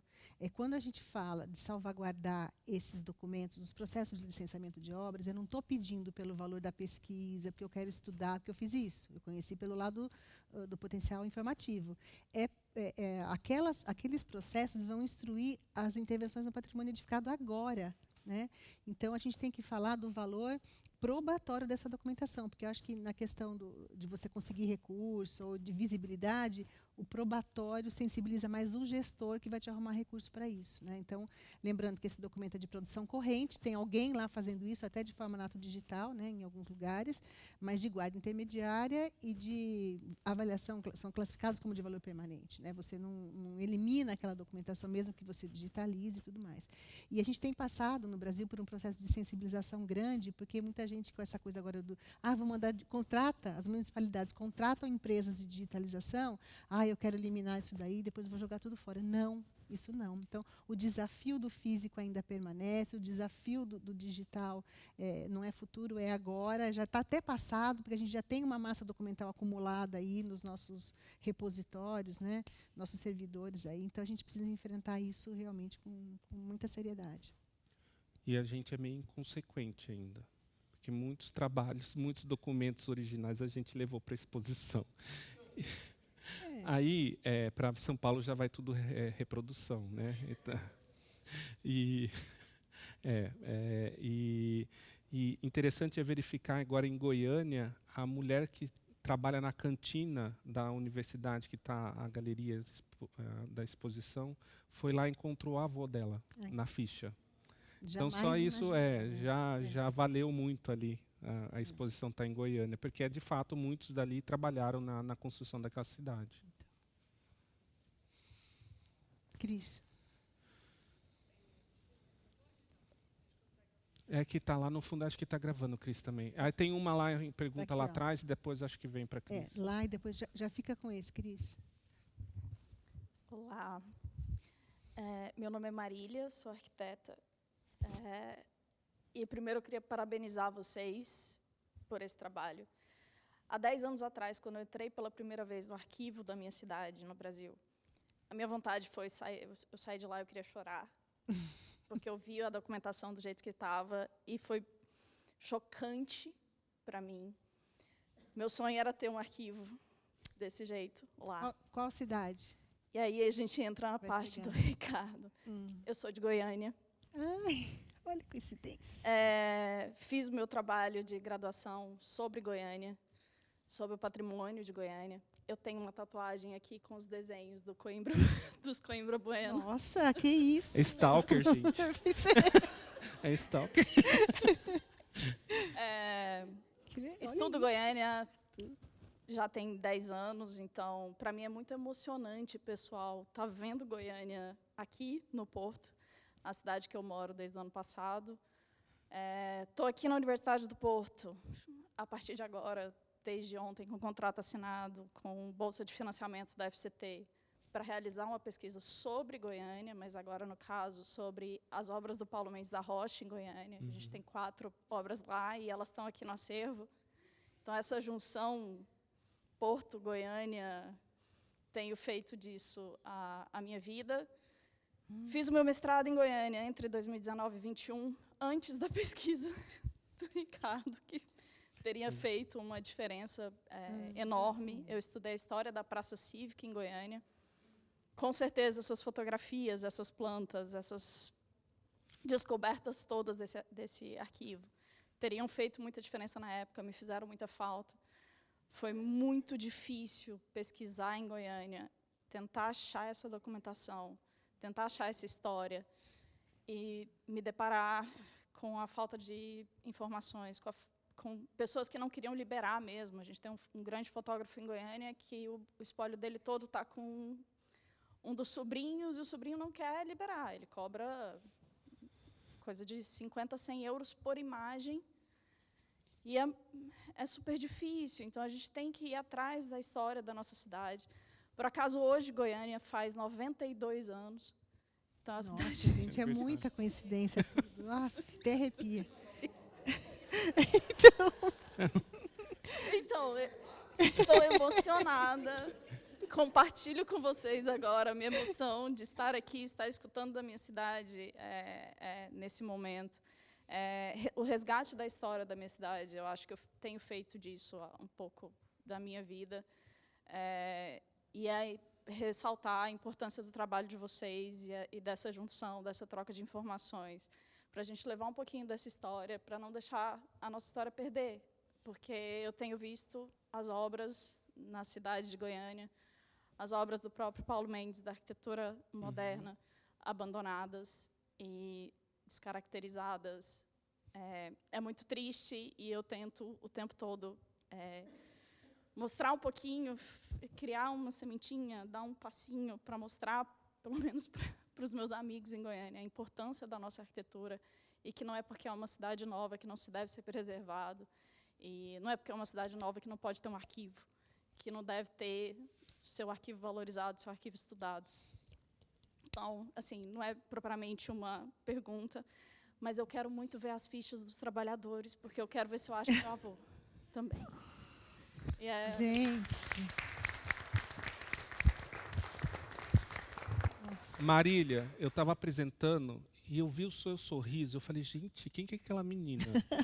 Ai, credo. Gente. Quem que é que ela está feliz, empolgada? Estava quase ela pulando na cadeira, assim. Agora eu entendo o porquê, e com razão, assim.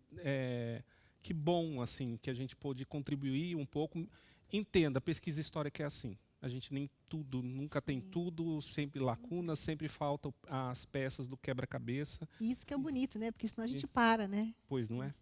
E aí, assim, talvez um ponto positivo é que acho que nas próximas semanas a gente está lançando o catálogo da exposição e vai ter as imagens e os verbetes. Então, a gente vai ser online, virtual. Então, a gente vai divulgar e espero que você tenha acesso.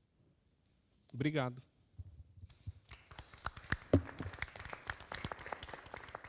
Cris. Não sei se é a última pergunta. Fala depois dela, ficou Pois difícil, né? Eu quase pus o ponto final. Objetivo cumprido. Vai, Cris. Mas voltando aqui às provocações. Não, primeiro, parabéns e obrigada pelas falas. Eu tenho a sorte de acompanhar o trabalho de vocês dois e discutir bastante com os dois. E com as equipes, né? Então, assim, Mônica, eu vejo o seu trabalho dentro da rede de acervos e construindo essas relações entre os acervos de arquitetura e urbanismo. E eu fico pensando, nossa, seria maravilhoso ter a Mônica na Prefeitura do Rio, né? Né? Fazendo esse trabalho, né? Junto à Secretaria de Urbanismo, porque a gente tem muita dificuldade de ter acesso aos processos de licenciamento, e muitas vezes eles estão perdidos, e mesmo os funcionários técnicos da secretaria também têm dificuldades, também não conhecem bem o processo, né, pelo qual também os depósitos, aonde eles estão, né, então assim é tudo um pouco obscuro. Aí eu te pergunto, existe alguma relação entre as diversas prefeituras do Rio? Eu sei que do Brasil, existe uma rede que discuta isso? Existe alguma possibilidade de troca, como a gente está tentando construir entre os acervos de arquitetura e urbanismo? Essa é uma questão para você. Para o Ricardo, tem uma outra questão, assim, porque eu vejo que vocês, o trabalho que vocês estão fazendo é lindíssimo, né? É como se vocês contassem a história de uma cidade a partir de um acervo ou a partir de uma fotografia. Né? Tem vocês debruçados, né, assim, sobre construindo essas possibilidades de montagem, é muito único. Você poderia trabalhar a vida inteira sobre esse acervo. E aí, quando eu ouço você falando que vocês estão recebendo um outro acervo, aí eu pergunto assim, vocês têm uma ideia de como será o direcionamento, né, do trabalho dessa equipe? Vocês pretendem receber mais acervos? né? Vocês estão num caso muito semelhante ao nosso, né?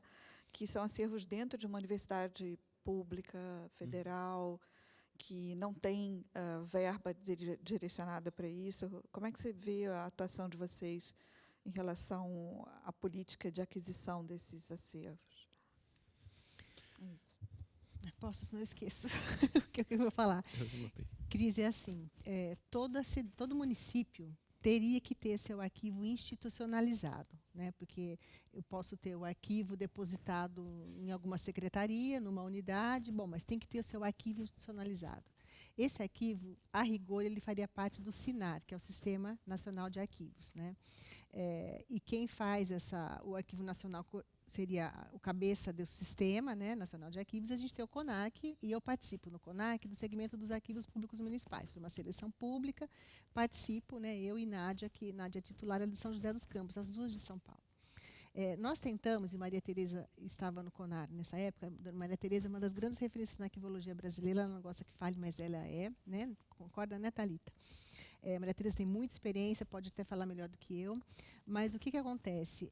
Tentamos fazer um diagnóstico dos arquivos municipais, né? Bom, de onde? Você vai entrar em contato com 6.000 municípios brasileiros, 6.000 e poucos municípios brasileiros? É impossível, você não tem nem e-mail, vai chegar aonde? Chega no e-mail do gabinete do prefeito, ninguém entende o que é o arquivo. Nós fizemos um formulário com experiência do Arquivo de Rio Claro e do Arquivo da Bahia. A Tereza era, naquela época, diretora do Arquivo Estadual da Bahia, né, Tereza? Fizemos um formulário com perguntas e mandamos para diversos municípios, né, a Secretaria do CONARC nos ajudou, mandamos para os municípios, alguns são cadastrados no CODEARC, que é o Cadastro de Entidades de Arquivologia e tal. A gente teve pouco retorno, então a gente tem que caminhar muito ainda, tá? Então, existe, sim, um sistema que articula, não existe uma rede, até existe a confusão, a rede é o sistema? Não, uma questão mais operacional administrativa, a rede é mais colaborativa, né? O que a gente tem feito é tentar, eu acho que a visibilidade desse trabalho, ela vai além do acesso, ela vai para a difusão, e é uma difusão ativa, é uma extroversão ativa, porque eu posso fazer difusão, que eu faço uma publicação, eu fiz lá, mas quando a gente faz isso, uma política pública instituída nas escolas públicas municipais, aí é uma difusão ativa, efetiva, que chega na ponta, né? Então, acho que a gente tem dado esse destaque. Então, é mais um trabalho de difusão de arquivos que dá para a gente fazer com arquivo, com museu e biblioteca. A gente tem as 3 alunas aqui que trabalham em bibliotecas, né? E que fazem essa difusão. Então, qualquer instituição de guarda de documentos, seja de que tipo de suporte e tal, pode fazer essa divulgação do seu trabalho, do seu acervo. A gente tem como uma obrigação moral, social de fazer isso, né? Então, eu acho o que dá essa visibilidade, essa questão, puxa, queria fazer esse trabalho na minha cidade, é mais essa questão que independe deles estarem estruturados num sistema. Não sei, eu estou pensando, é minha opinião agora, né? Pode ser que a gente, conversando com a Maria Tereza, tenha outra opinião, né, Tereza? Mas a gente tem procurado mobilizar, sensibilizar, porque é muito grande trabalhar com os arquivos. Se estruturou recentemente, acho que questão de 1 ano, uma rede estadual de arquivos, mas aí a gente tem 23 estados, não sei, vou errar na geografia. Não chega a 25, né? 27. 27 estados no Brasil. É mais fácil você reunir 27 pessoas do que 6.000, né? Então, é um trabalho moroso. O Brasil tem uma extensão, né, a gente fala continental, mas é fundamentalmente divulgando essas coisas. A gente tem ido a essas oficinas, a gente já foi para Belo Horizonte, Rio Grande do Sul, Santa Catarina, Paraná, Salvador, Brasília. Então, quanto mais a gente fala, mais a gente desperta isso nas pessoas. O que a gente quer, e a Thalita sabe bem disso, é motivar, que as pessoas saiam animadas, sabe? Dá para fazer, não preciso de grana, e eu posso fazer com qualquer acervo que eu tiver. Tá? Não sei. Você tem uma opinião melhor disso? No caso específico de São Paulo, o Arquivo do Estado de São Paulo, ele faz o monitoramento dos arquivos municipais. Ele tem um mapa de monitoramento, né? A Mônica participa ativamente, mas o Estado do Rio de Janeiro tem passado por dificuldades, né, em razão das mudanças de governo e, curiosamente, assim, Niterói, por exemplo, né, Existe o curso de arquivologia, mas não existe o Arquivo Municipal de Niterói. Então, é uma... Estou ajudando a montar o arquivo lá de Niterói. Depende muito Pessoal da de UF. vontade política, né? É porque já na Bahia, por exemplo, também existe o monitoramento dos arquivos municipais. São 417 municípios, mas é um desafio constante, porque a cada mudança de governo, os arquivos são extintos, são refundados. Então, assim, são desafios muito, muito grandes, né? Mas, assim, no caso do Brasil, eu diria que o Estado de São Paulo desenvolve um trabalho pioneiro já há alguns anos, iniciado por professora Ana Maria Camargo, que fez um estudo aprofundado, inclusive, ela estabelece, quer dizer, ela propõe a metodologia a depender do porte do município. Municípios de pequeno, médio, grande porte, de como fazer a gestão de forma a fortalecer a institucionalização desses arquivos, né?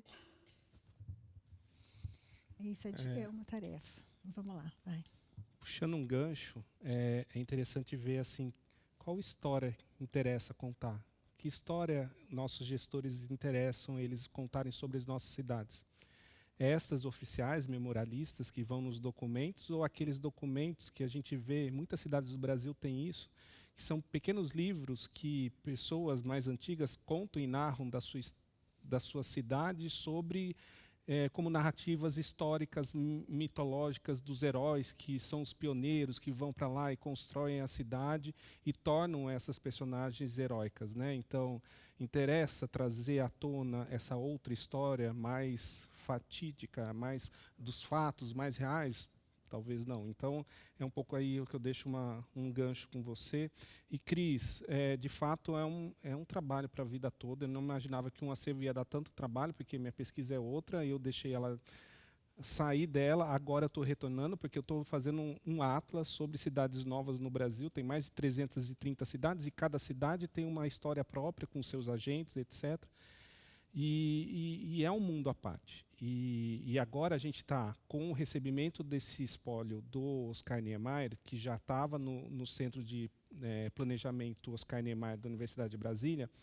A gente compõe o LUPA, e dentro do LUPA são mais 2 professores, a Paola Ferrari e o Carlos Henrique. A Paola Ferrari já está com estudos sobre, já tinha desenvolvido a tese dela sobre o ICC, então ela vai ficar responsável por esse espólio do Oscar Niemeyer desenvolver isso. E a gente está atrás de outras, assim, é a questão do espaço. A gente não tem espaço, não tem entendimento de que um acervo é importante. Da parte da direção, né, porque eu estou na vice-direção, a gente sabe da importância, então a gente está tentando construir agora espaço para a recepção desses acervos, mas por parte da universidade não tem esse entendimento.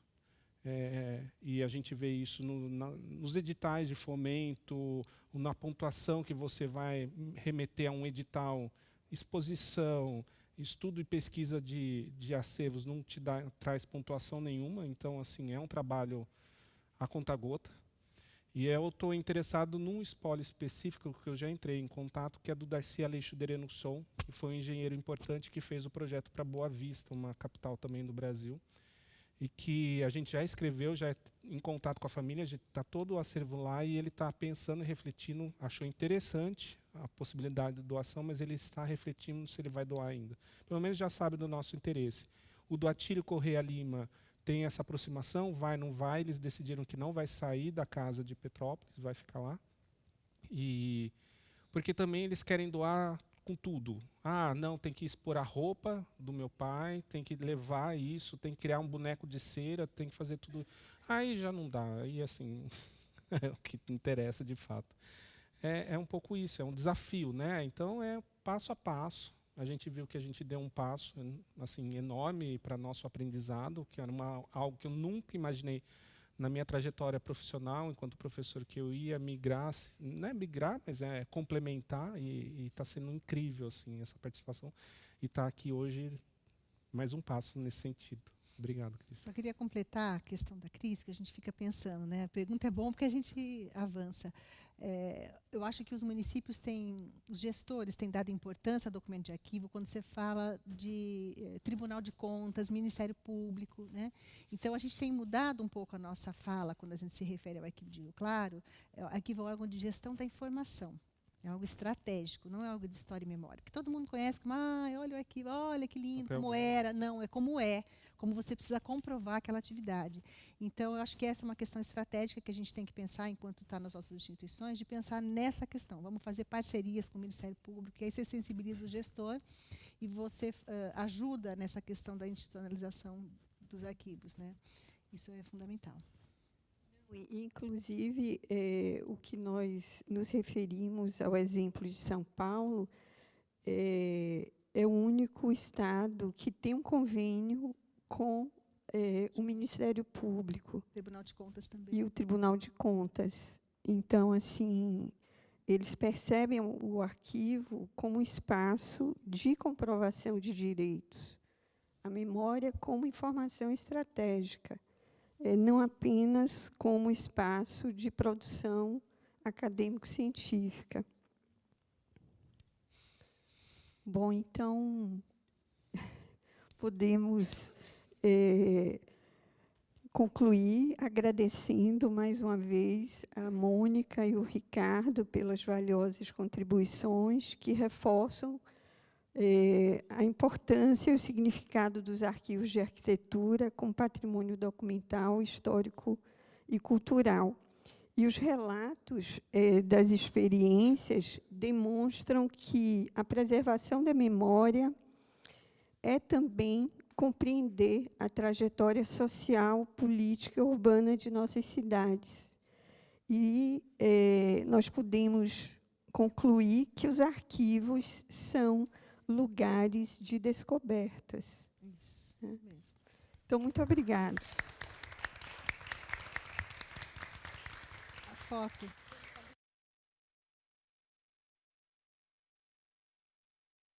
Não, sim, tem um evento de lançamento do livro, é isso?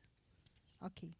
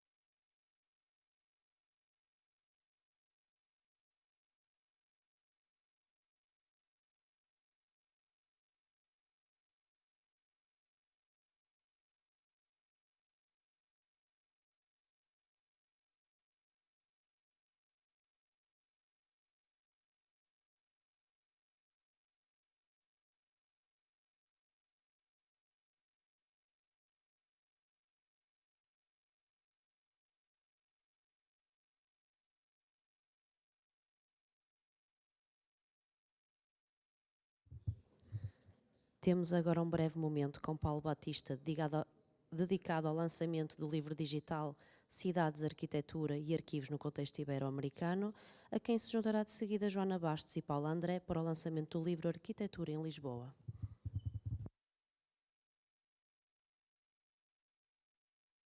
Penso que não está... já está bem agora, sim. Bom, antes de passarmos para um momento final da apresentação de um livro, gostaria de dizer que vai ficar disponível a partir da próxima segunda-feira este livro que eu coordeno com o professor Paulo Tormenta Pinto, do ISCTE, do Dinâmia, 7iul, portanto, Instituto Universitário de Lisboa. Aliás, este ano foi excepcionalmente pródigo nesse sentido, porque conseguimos publicar 3 livros no espaço de 6 meses. Portanto, este, como eu referi, com o professor Paulo Tormenta Pinto, e depois os das edições de Lolé e Cascais, com a professora Paula André, mas, portanto, este especificamente, que, no fundo, plasma o evento de 2022, vai ficar disponível já a partir da próxima segunda-feira no site da Casa da Arquitetura. Entretanto, também aproveitamos para dizer aos autores conferencistas que vamos enviar as normas editoriais já no princípio da próxima semana, no fundo, para avançarmos na produção de mais um livro, tal como temos feito nas edições anteriores. E acho que é isto que temos para dizer em relação a este livro. E agora, portanto, vamos avançar para um segundo momento que, no fundo, é este livro aqui que vamos apresentar agora. Não sei se queres falar, Paula. Começo eu, pronto. Muito bem. Bom, este livro que está disponível aqui na Casa da Arquitetura, bom, se me permitem, eu confesso, eu falo sempre sem texto, sem rede, mas aqui, não sendo de modo algum a minha área, portanto a área de fotografia, não tem nada a ver com o meu percurso profissional, académico, etc. Eu aqui peço desculpa, mas vou-me socorrer de um texto de suporte à apresentação deste livro. Naturalmente, gostaria de começar por agradecer mais uma vez à Casa da Arquitetura a oportunidade e a honra de apresentar este livro, que foi lançado no final de junho deste ano no Centro de Informação Urbana de Lisboa, e estendo este agradecimento à editora Caleidoscópio, na pessoa do seu diretor-geral, o Dr. Jorge Ferreira, pela confiança e, sobretudo, pela coragem em apostar numa obra de fotografia, portanto, cada vez mais residuais na indústria do livro. Eu nunca mais me esqueço uma frase do Dr. Jorge Ferreira, que estávamos a falar sobre o projeto de criar este livro, e ele disse qualquer coisa como: bom, os livros de fotografia são aqueles livros que toda a gente gosta, mas ninguém compra, portanto, ou poucas pessoas compram. E, de facto, portanto, aí também felicito o diretor-geral da Caleidoscópio por esta aposta.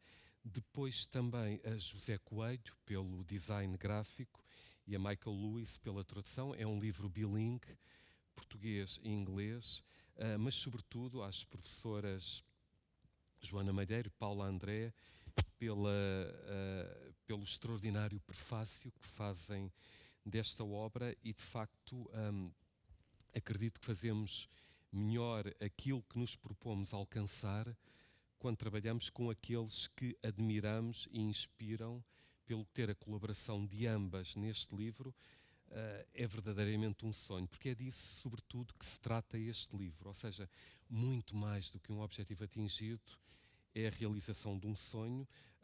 Não sou arquiteto, não sou fotógrafo, mas arquivista, trabalhando em parte com arquivos de arquitetura e simplesmente, e é isso que este livro evidencia, gosto de fotografar sem qualquer pretensão que não seja fazê-lo pelo prazer que isso me dá. E de facto considero que um dos grandes prazeres da minha vida, é ir até ao Príncipe Real e depois descer em direção ao Chiado, ao Bairro Alto, ao Cais de Sodré, Torreiro do Paço, e subir até à Graça, ou seja, a geografia das fotografias que aqui apresento,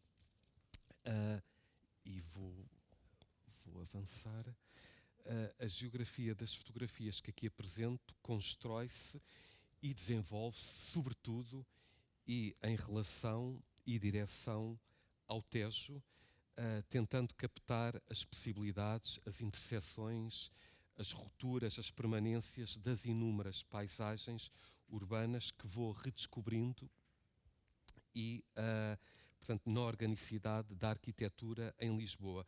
E esta proposição em vez de, ou seja, arquitetura em Lisboa e não arquitetura de Lisboa, faz toda a diferença, porque convoca, no fundo, as múltiplas arquiteturas da nossa maravilhosa cidade.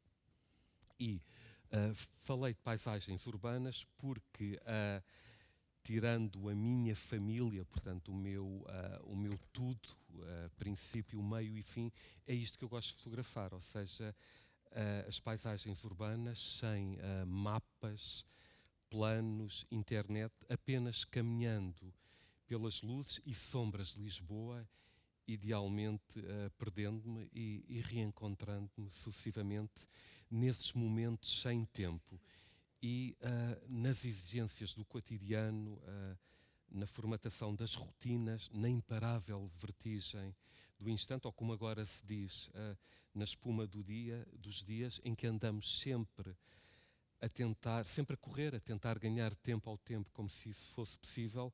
Fotografar é algo que continua a dar-me a magia e a doce ilusão que é possível experimentar momentos sem fim. E se me permitem, para terminar, com aquilo que penso serem as características das fotografias que aqui estou a apresentar, em primeiro lugar,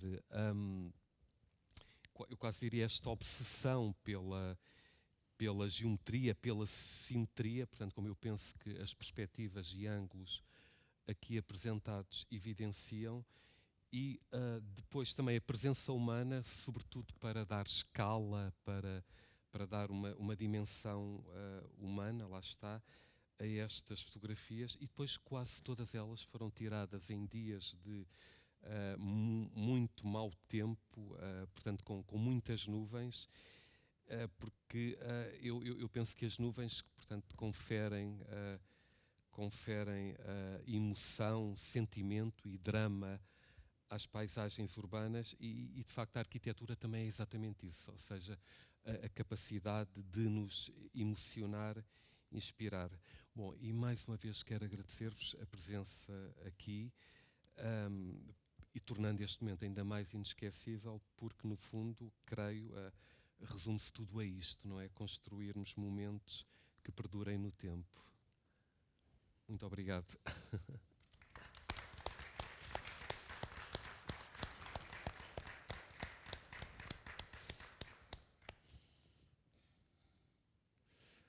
Aqui há fotografias que perdem aqui algum enquadramento, alguma definição, alguma luz com...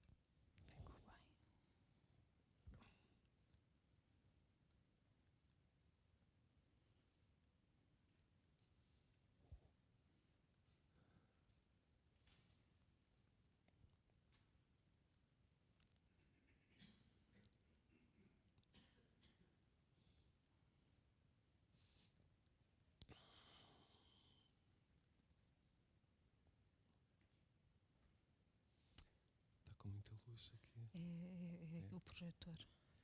E pronto. Obrigado.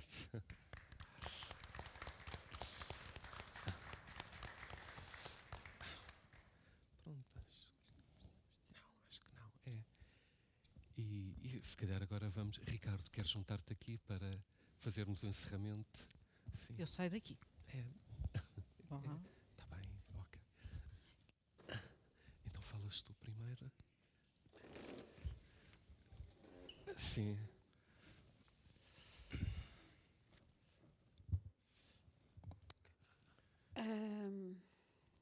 Para encerrar, continuando, gostava de agradecer a todos a generosidade da partilha das investigações, das inquietações, de alguns dramas,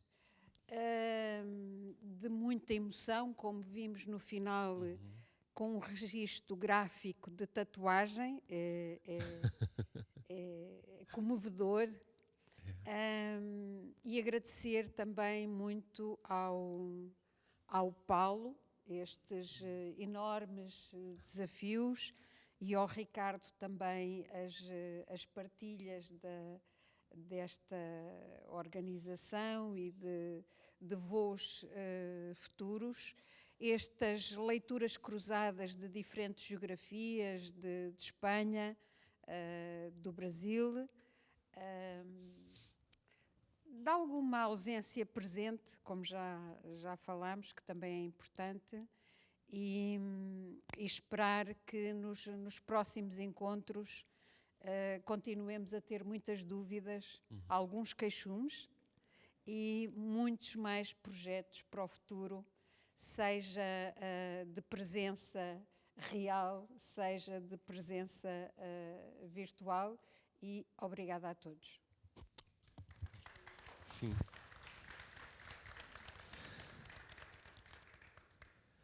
Bom, eu também não vou dizer muito mais, agradecer mais uma vez a vossa presença, dizer que, no fundo, o que é que os arquivistas fazem? Somos mediadores, somos intermediários da informação, ou seja, temos os produtores da documentação, arquitetos, engenheiros, urbanistas, etc.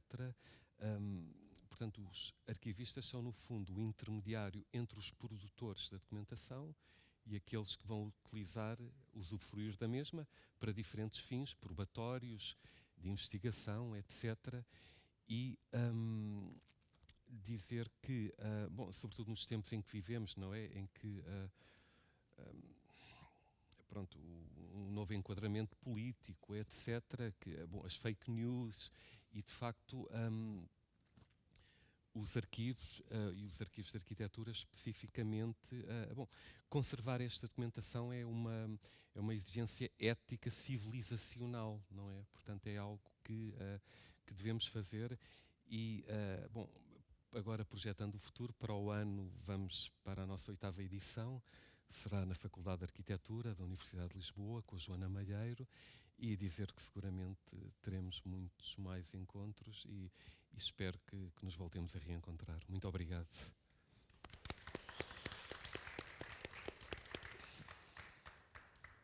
Bom,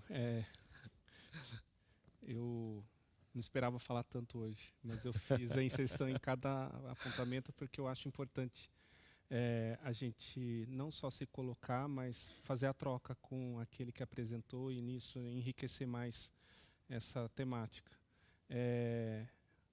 Eu me lembro hoje, ao agradecer Paulo e Paula,